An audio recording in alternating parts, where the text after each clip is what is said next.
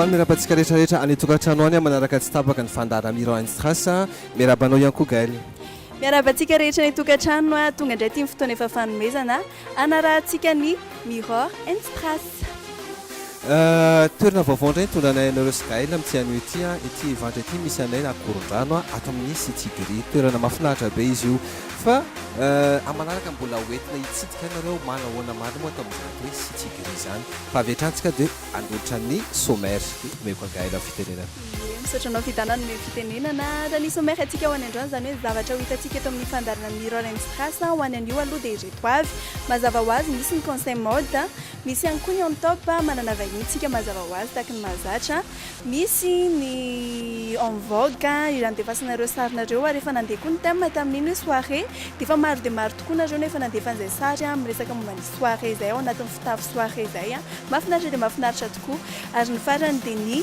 code miror ny code miror tsika ho any androany dia resaka momba an'ireny volo ireny tsika zany hoe mba hanaovana azy ireny ondulé tsy mila fer ary tsy mila chaleur ihany koa fomba anankiray anao tolotra ao to anatin'ny code miror dia hitantsika eo moa zany zay ny envoque efa nitenena teo hoe misy ny thème efa nilancena hoe soirée le izy hiverina ao amin'ny on top tsika dia hita arel no vahintsika hitondra ny la mode avy any ivelany any ary tsy ho ela dia alaza eto toerana ihany koa rehefa avy manaraka an'ity miror and stras ity anareo ny conseil mode tsika iresaka momba ny fividianana ny parfum ho an'ny lehilahy tsika ho any androany efa niresaka momba ny parfum ihany tsika fa saingy hoe amin'ny ankapobeny androany tsika hiditra milandalina kokoa ifidy hoe manahoana ny parfum mety amin'ny lehilahy arakaraky ny personnalité any amin'izay amin'ity dray mitoraka ity zay zany no arahantsika eto amin'ny miror and stras ho androany rehefa lazaingaila teo za mikasikasika ny sommaire atsika amin'ny anio fa to dia hitravitsantsika amin'ny zanam-pandana voalohany dia araka ny efa niteneny gaila teo dia hoe manahoana indray zany fomba fividianana andray atao hoe parfum reny ho antsika lehilahy efa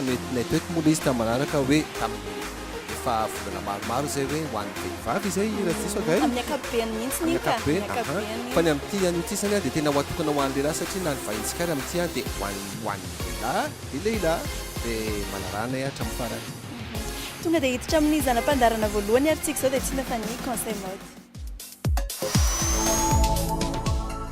matetika tokoa dia ny vehivavy no mpividy ranomanitra na ho an'ny lehilahy zay izany mety ho fanomezana izany na fitity hanome fahafampo sy fifaliana ho an'ny lehilahy fotsiny ihany ka mba tsy hahadiso ny safidinao ka raha toa ka fankasitrana no tianao azo dia ny mifanohitra amin'izay no hita dia izao indray ary no conseil mode omenanao telo aloha ny dingana tokony arahana voalohany jereo sidin'io tsara aloha ny akanjo fanaovany zany hoe ny style vestimentaire an'ilay lehilahy faharoa fantaro hoe manao ahoana ny toetoetrany raha atao amin'ny teny vahiny mba hazava kokoa dia hoe fantaro ny personnalité an'ilay lehilahy fahatelo eto amin'izay vao ampivadiana amin'ny toetra ny akanjo anamora ny fividianany ranomanitra ho azy izany raha hiverina kely amin'ilay personnalité isika dia misy karazany efatra izy io dia ny klasika fantatra amin'ny fitafy mihajahaja matetika dia tsy mivaky lobe loatra amin'ny lokony akanjony izy ireo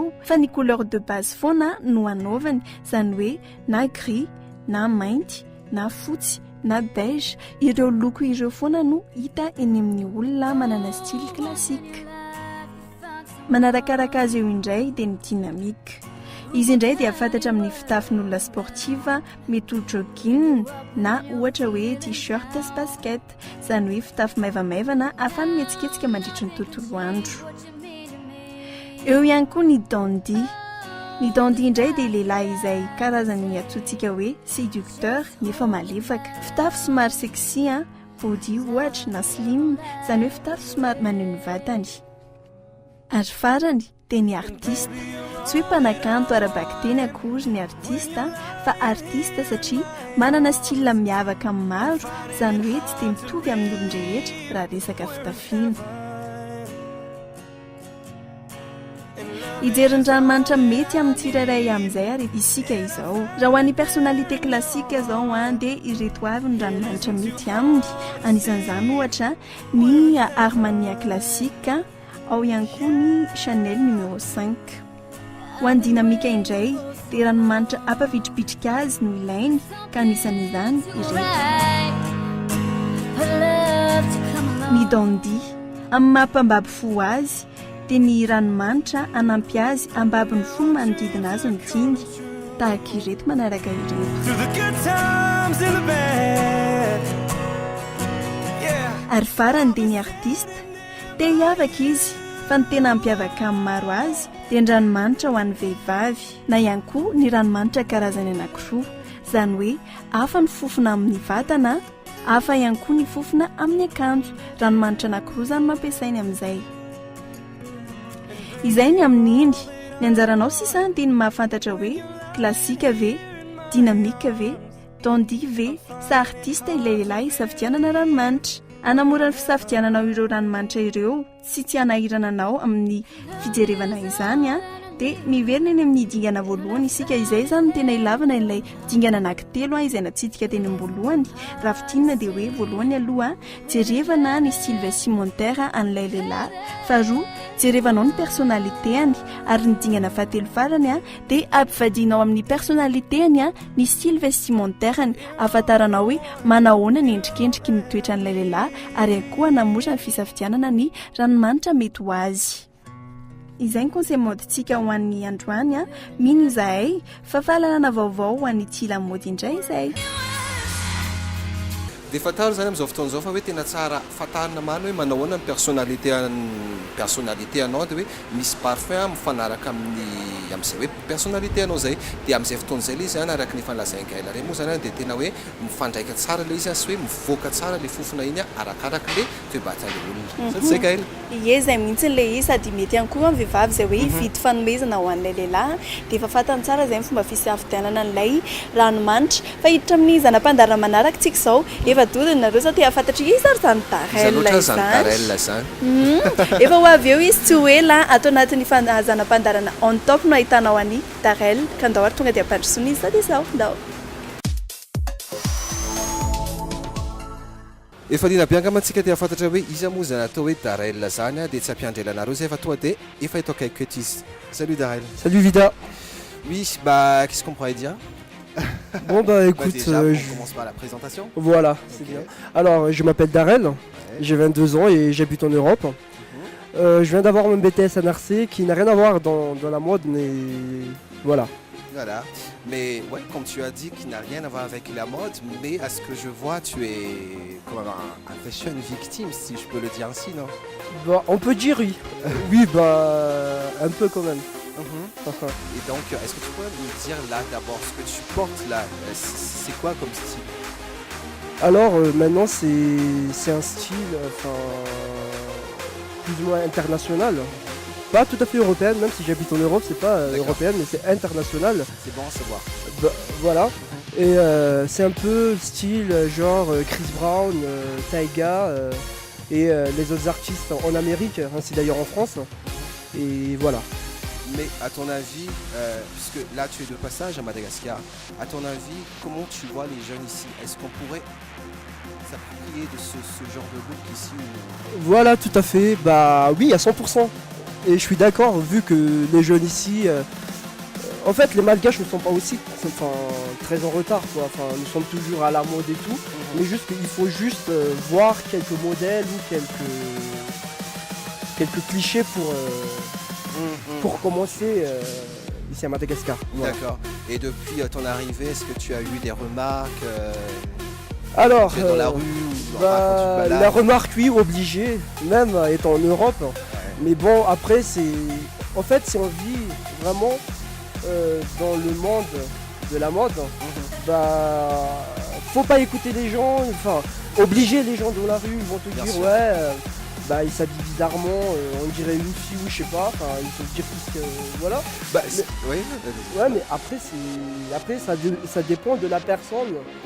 Bah, si tu aimes la mode, bah écoute, il y a le métro sexuel qui est très en tête. Voilà. En ce moment, donc voilà, c'est pas méchant, je dirais. Voilà. Voilà. Bah écoute, tu nous as ramené quelques silhouettes, non? Tout à fait, oui. Vêtements, n'est-ce pas? Ouais, voilà, oui. Est-ce que tu peux dire un peu quelques mots, c'est quoi exactement? Alors, ce que j'ai ramené, c'est genre les habits, soi-disant les tuniques. D'accord. Les tuniques, mais c'est pour hommes, c'est-à-dire... c'est nouveau ça? C'est tout à fait nouveau, et après c'est vraiment, enfin c'est... En Europe, c'est vraiment en Europe ou ailleurs, aux États-Unis, c'est vraiment c'est presque pour tout le monde. Que ce soit pour les vieux, enfin je veux dire pour les gens de trentaine, vingtaine, bah, c'est pour tout le monde quoi. C'était lancé par Givenchy. Voilà, c'est par Givenchy et après il y a Versace aussi. Versace. Voilà, tout à fait. Et je lui ai aussi un peu noté maintenant les habits en cuir. C'est vraiment à la mode maintenant, c'est très à la mode. En plus ici à Madagascar maintenant c'est l'hiver, donc ça tombe bien. Ça tombe bien, voilà, Bah, ça tombe bien. Tout ce qui est en cuir, peu importe, tout est voilà. Bah écoute, moi je te dis à très bientôt. Bah très Tu restes bientôt. encore Bah il me reste un peu quand même, un mois. un mois. Oui. Bah c'est cool, bah on fera une petite sortie non. Bah ça marche, pas de souci. Nickel. Dia zay ny raha antsika tamin'ny darail aloha fa anaraka an'ireo sazy antsika ahafantarantsika hoe ohatrany ahoana zany zay atao hoe look international zay dia tsy tazanareo eny zay fa tonga dia aro avy hatrany ara-misy azy.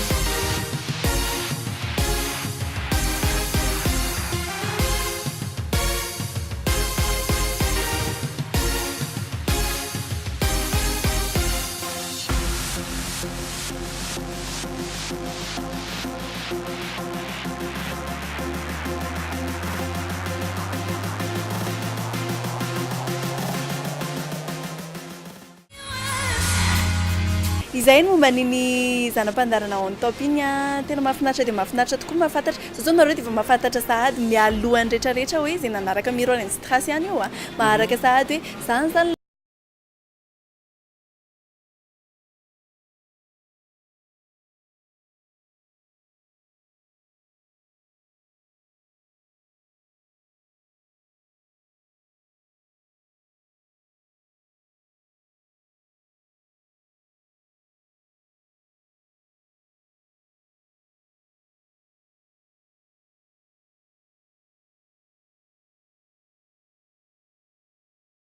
Look ho an'ny lehilahy reny ary tena efa mety tsara eto amintsika ilay satria tsika koa moa zany efa tamandroso be.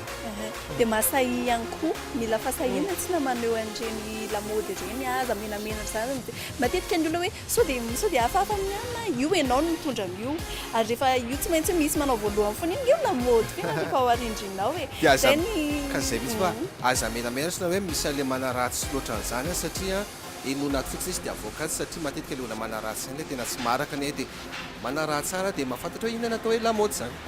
Eto amin'ny Miroren Strass ihany misy an'izany rehetrarehetra izany. Hitra amin'ny zanam-pandarana manaraka indray antsika dia tsy inona fa ny En Vogue. Ndao azy.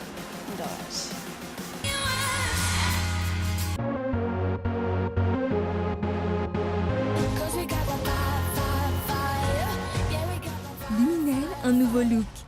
Onglerie, coiffure et coupe tendance, coiffure mariée, tissage et extension cheveux, lissage brésilien, extension cils, maquillage. Luminel Béorir, vers escalier 1 4 foot. 034 01 816 59 033 11 859 98. Luminel, osez être la plus belle. Maro tokoa ianareo no nandray anjara atao anaty En Vogue nandefa ny sary maro isan-karazany isaora naraka asitrana tokoa. Tao anatin'izany dia nisy ny nahazo ny GM indrindra izay nahazo ny loka mahazo mikarakara vatana ao amin'ny Luminel. Dia tsy izay izany fa i Saint Yana moa izany ny sariny dia nahazo teo amin'ny 4,7 j'aime teo eo ka izy no tsara vitana nahazo ny fikarakarana vatana ao amin'ny toerana fikarakarana vatana fitsina fa ny Luminel.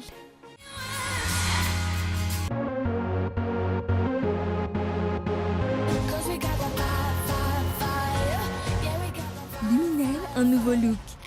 Onglerie, coiffure et coupe tendance, coiffure mariée, tissage et extension cheveux, lissage brésilien, extension cils, maquillage. Luminel Béorir vers escalier 4 foot. 034 01 816 59 033 11 859 98. Luminel, osez être la plus belle. mahafinaritra be satria tena mavitribitrika mihitsy nareo manaraka sy fanina an'ity fandarana aty a dia re moa zany sary afaka narahantsika maromaro nafinaritra izy iny Gaël ary tena misy isan-karazany mihitsy de toutes les couleurs. Ary hitantsika teo ihany koa ny olona izay nandresy zany hoe mibatana amboara voalohany tato anatin'ity en vogue ity ireo olona nahazo j'aime betsaka indrindra ny sarany dia mazava ho azy mahazo ireo lookina any amin'ny Luminel tahaka ny efa nampanantenana hatramin'ny moa zany izy. Izy kely fotsiny Gaël eny ireo lokina any le izy fa zay tianareo satria fataro zany fa manana lohana 100,000 ariary nareo ao amin'ny Luminel dia zay tianareo atao amin'izay zany rehefa tonga amin'ny Luminel nareo hoe tsy haiko nanao tarehy nanao volo nanao massage manicure nanao inona zay tianareo mihitsy ny malalaka tsara nareo amin'izay fotoan'izay fa tonga dia ho tenentsika ihany koa hoe inona no temantsika amin'ny herinandro mety efa dodinareo inona indray no sary alefa amin'ity herinandro ity ny amin'ity indray dia hoe look vintage zay no teman'ny sary mibahana amin'izay zany sary zay ho alefa ao anatin'ny en vogue amin'ny herinandro ambony iny. dia tsisy anapiko anazy angamba fa efa maharaka be dahotsika hoe ohatrany ahoana moa zany look vintage zany dia efa mangala sary amin'izay aloha satria tamin'ny herinandro ohatra somary nisy taratara kely Gaël vao hoe mbola aka sary dia efa naheno nareo zany zay dia efa zay zany temantsika manaraka hoe vintage le izy. Fa hitra amin'ny zanam-pandarana farany amin'izay tsika izao. Raha tianao tokoa nanana an'izay volo bouclé izay nefa tsy mila hafanana ary tsy mila ihany koa fer à boucler dia izao ary ny zavatra ampiasainy mila isika ny volonao moa zany mazava ho azy fa ny volonao fotsiny mila lemana aloha zany voalohany indrindra dia rehefa lena tsara ilay volo dia pangona amin'ny fiogo rehefa vita izay dia mila isika chouchou le ohatra ny donateur iny araka izao hitantsika amin'ny sary izao mila ihany koa isika fingotra kely amatorana azy amin'ny farany anomboka amin'izay ary ny fanaovana ny volonao izao alainao aloha zany ilay fingotra tamin'ny voalohany teo dia efa toranao amin'ino ny volonao rehefa vita izay dia alaina amin'izay ilay chouchou ngezangeza izay ohatra ny paozina donateur iny dia iny amin'izay no amatoranao volonao aholakolana tahaka izao hitantsika amin'ny sary izao mihitsy moa zany ny fanaovana anazy.